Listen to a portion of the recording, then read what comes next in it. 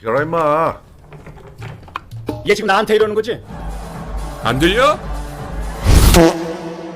Latar di kampung halamannya Lee Min Ho, cerita diawali dengan memperlihatkannya seorang yakuza yang dipimpin oleh Tomo sedang menyelundupkan ban narkoba untuk diedarkan di Korea dan berhasil menangkap seorang polisi yang sedang menyelidiki kegiatan ilegal ini. Tak lama muncullah seorang pria bernama Sung Chol yang merupakan partner si Tomo dan asli orang Korea.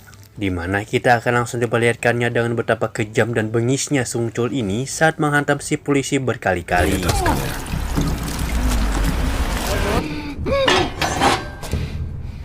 Bahkan Tomo sendiri merupakan seorang yakuza sekalipun sering sekali dibuat was-was oleh tindakan sadis yang dilakukan oleh partnernya tersebut. Keesokan harinya Song Chol dan Tomo menemui langganannya yang merupakan kelompok anggota triad alias organisasi kriminal etnis Tionghoa yang berbasis di Hong Kong, Makau, dan negara lain-lainnya. Di mana bos triad ini yang seorang wanita ini pun menawarkan uang sebesar 30 juta dolar atau sekitar 400 miliar rupiah. Song Chol dan Tomo pun berjanji akan segera menyiapkan narkoba jenis baru yang bernama Hyper sebanyak 20 kg. Bos triad pun tidak perlu khawatir tentang biaya cukai pengiriman dan lain-lain. Karena Song Chol punya banyak koneksi yang bisa diarahkan untuk membuat semuanya menjadi lancar.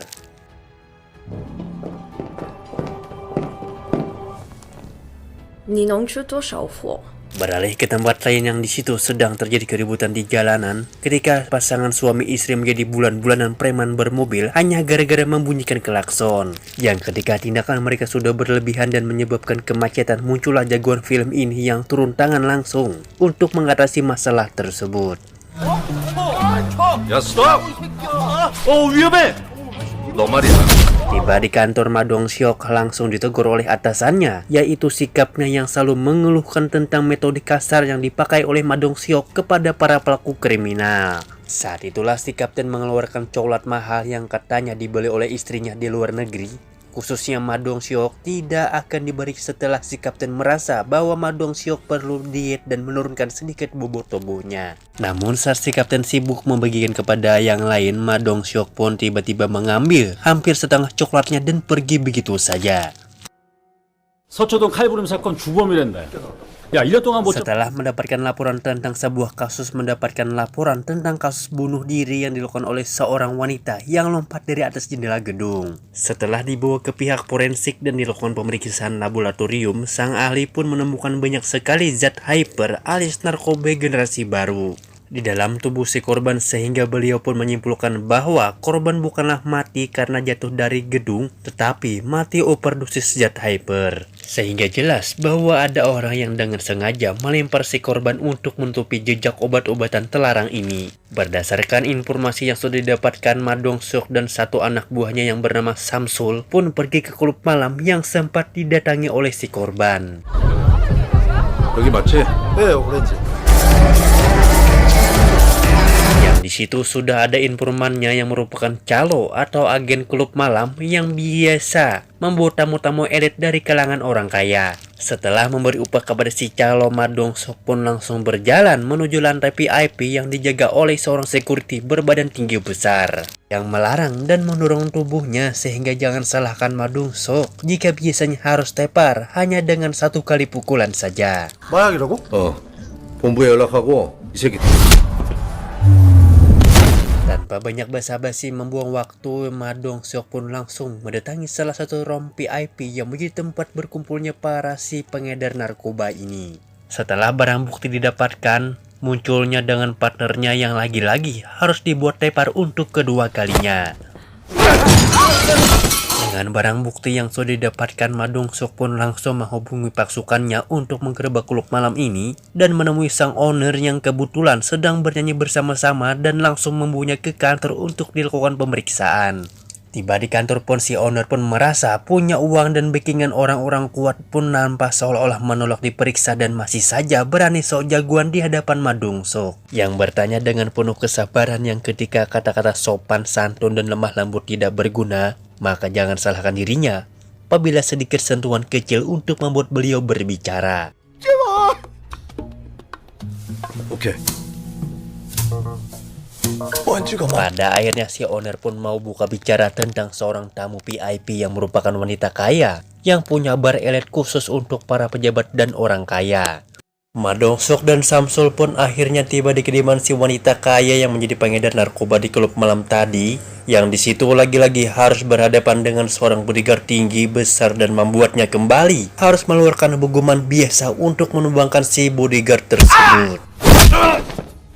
Setelah menemukan sebarang bukti yang disembunyikan di bawah laci, si wanita kaya pengedar narkoba ini pun akhirnya mau memberikan informasi dari siapa ia mendapatkan obat hypernya, yakni seorang bernama Hiroshi yang punya banyak tato di tubuhnya yang usut punya usut. Pria bernama Hiroshi ini adalah anggota kelompok Yakuza Jepang yang sengaja ditempatkan di Korea untuk memproduksi sekaligus mengedarkan narkobanya di wilayah ini. Tanpa Madongsuk pun si kapten dan dua anak buahnya nampak hampir seperti mas-mas polisi pada konvensional pada umumnya yang sempat dibuat kewalahan ketika Hiroshi dan satu rekannya menyerang ketika bertiga menggunakan pisau dapur. Namun dengan kerjasama yang kompak, si kapten pun berhasil mendapatkan barang bukti berupa obat hyper sebanyak 20 kg sekaligus membuat Hiroshi untuk dibawa ke kantor polisi.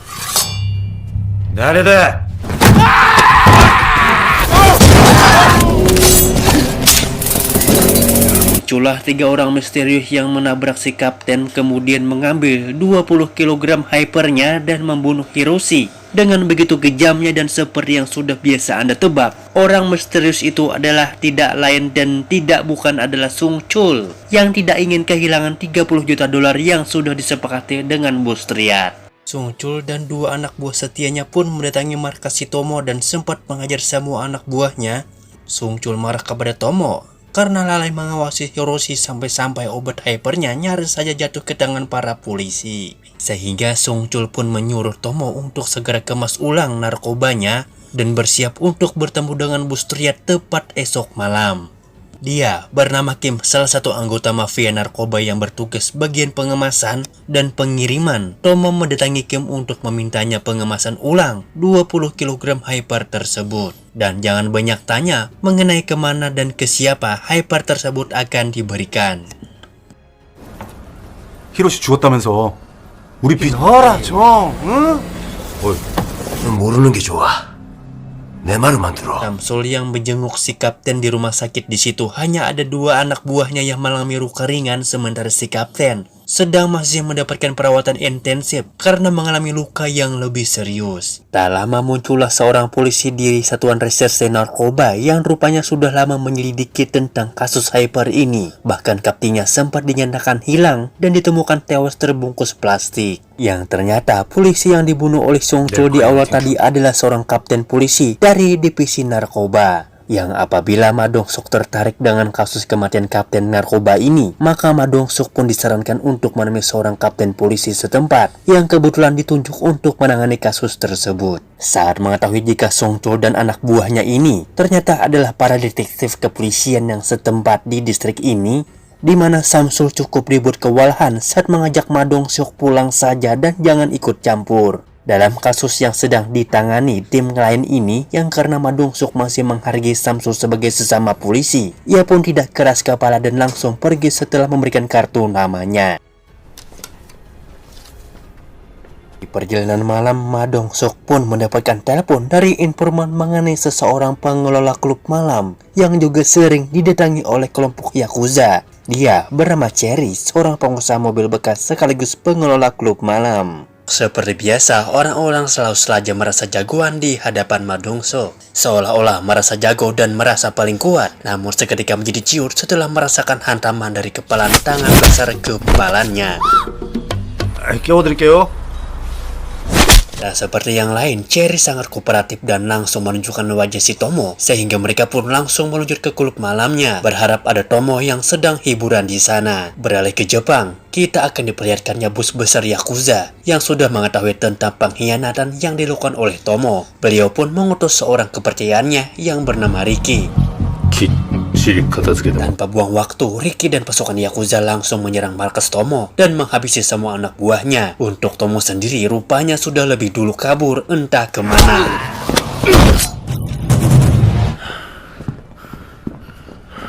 Saat bersamaan, Sung Chul terlihat datang duluan sesuai kesepakatan yang sudah hampir 1 jam menunggu Tomo yang tak kunjung datang untuk membawa hypernya, sehingga si bos terlihat dan ajudannya terlihat sudah sangat bosan dan agak sedikit kesal, dan ia pun menelepon Tomo untuk buruan datang ke sini. Tetapi alangkah terkejutnya ia saat mendengar jika si Tomo tidak bisa menyerahkan obatnya sekarang karena bos besar Yakuza sudah mengetahui tentang pengkhianatan ini dan mengirim seseorang untuk memburunya. Sehingga obat hyper sebanyak 20 kg tersebut adalah satu-satunya barang yang sementara ini bisa dijadikan jaminan untuk keselamatannya, yang alhasil Sung Chul pun terpaksa meminta waktu 2 hari lagi untuk memberikan hypernya kembali ke Ma Dong-suk yang telah tiba di klub malam milik Cherry. Mereka pun dipandu masuk oleh sang manajer klub yang di situ kebetulan ada Kim sebagai pengemasan dan pengiriman, di mana Ma Dong-suk pun lagi-lagi harus mengeluarkan tinju pamungkasnya untuk menumbangkan anak buah si Kim ini. 끼가 이게.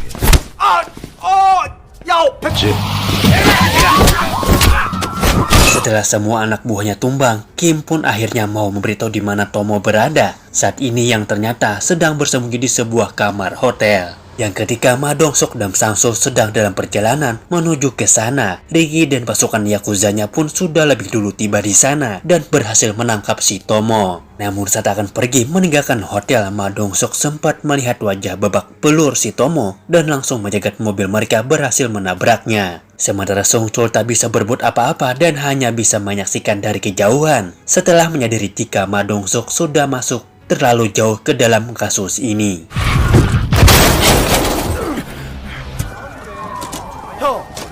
Tomo sendiri dibawa ke dermaga dan diinterogasi langsung oleh Riki yang menanyakan di mana obatnya. Namun Tomo dengan percaya diri menolak buka mulut setelah yakin jika Riki tidak akan berani membunuhnya karena hanya dialah satu-satunya orang yang tahu di mana lokasi obat tersebut. Seperti yang sudah saya jelaskan bahwa Riki ini bukanlah tipikal orang yang bisa diajak negosiasi dan kompromi, sehingga setelah mendapatkan laporan tentang keterlibatan Samsul dalam masalah ini, Riki pun dengan santainya membunuh Tomo dan menjadikannya Sung Chul sebagai target utama selanjutnya.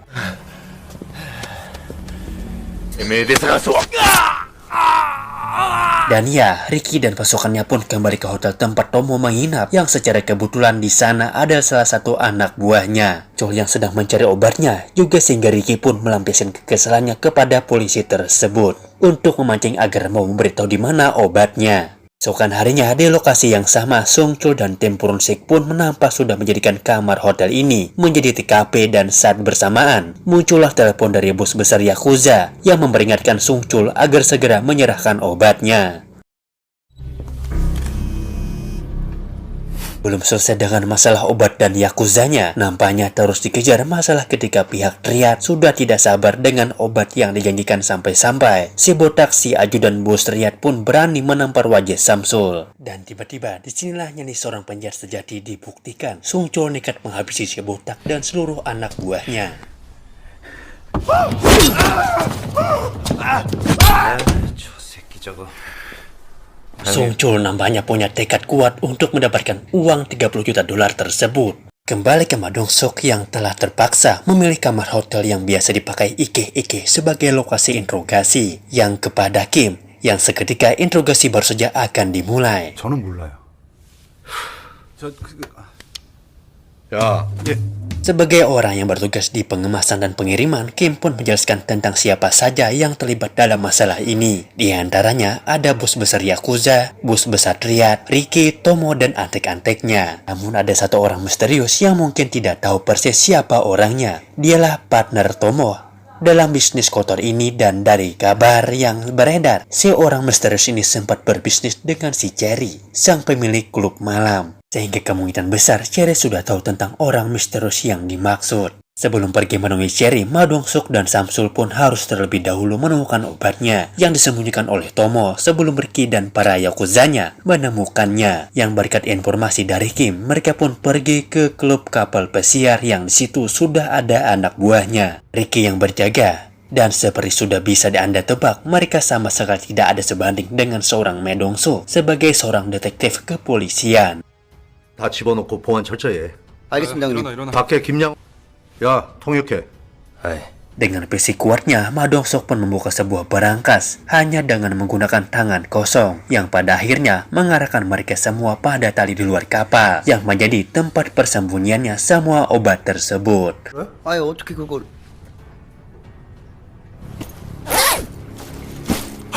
Hanya tinggal mencari satu pelaku yang masih misterius. Dia pun mendatangi Cherry yang kebetulan sedang COD-an dengan pasangan kekasih yang ingin membeli mobil harga murah. Alih-alih mendapat untung besar, Cherry justru harus ikhlas menjual mobilnya dengan harga yang sangat murah. Meski terus diganggu Ma Dong-seok, Cherry tidak bisa berbuat apa-apa selain bersikap kooperatif dengan melepon Sung Chul, alias seseorang misterius yang dulu sempat terlibat dalam bisnis dengannya.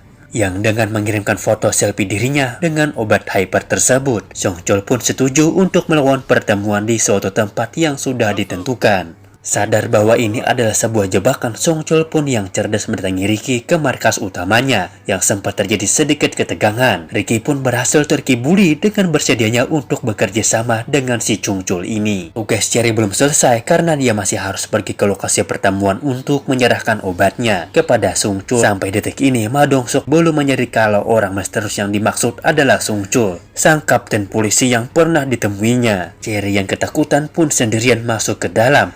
Alangkah terkejutnya saat melihat Ricky dan masuklah Yakuza lah yang sudah menunggunya di dalam sana. Dengan teriakan Cherry, Ma Dong-seok pun langsung masuk begitu saja. Untuk pertama kalinya, jagoan kita semua harus tumbang ketika dipukul besi tepat di bagian kepalanya. Tepat di saat bersamaan, dan anak buahnya pun dengan cepat menyergap Samsul di dalam mobil dan mengambil semua obat hypernya. Si kapten dan anak buahnya pun datang terlambat ke lokasi dan hanya menemukan Cherry tengah tergeletak tak sadarkan diri. Sementara Ma Dong-seok dibawa ke lokasi rahasia oleh Ricky untuk diinterogasi mengenai di mana obatnya berada. Itulah Ricky mendapatkan telepon dari Sung Chul yang memberitahu bahwa obatnya sudah ditemukan. Sekaligus untuk berterima kasih karena berkat bantuan Ricky, Sung Chul akhirnya bisa memiliki semua obatnya untuk diri sendiri. Ketika Ricky sedang marah karena sudah kena tipu, Ma Dong-seok pun akhirnya siuman dan langsung menghajar beberapa anak buahnya. Tetapi Ma Dong-seok berhasil mengalahkan mereka berdua dengan cukup mudah.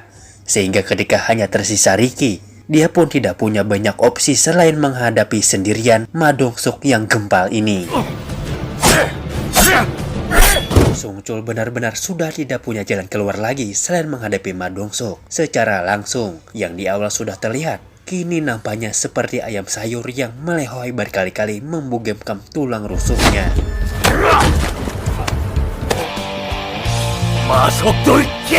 를 국내로 들여와 전국으로 유통한 일본 야쿠자 Meskipun begitu, mereka berhasil menyelesaikan kasus ini dengan baik. Yang karena Ma Dong-seok sudah menimbulkan kekacauan dan kerusakan yang di beberapa tempat, ia pun harus ikhlas tidak ke bagian bonus dari si kapten yang seolah-olah punya dendam pribadi terhadapnya. Tamat dan film pun berakhir, yang seperti cerita masih akan berlanjut di film selanjutnya.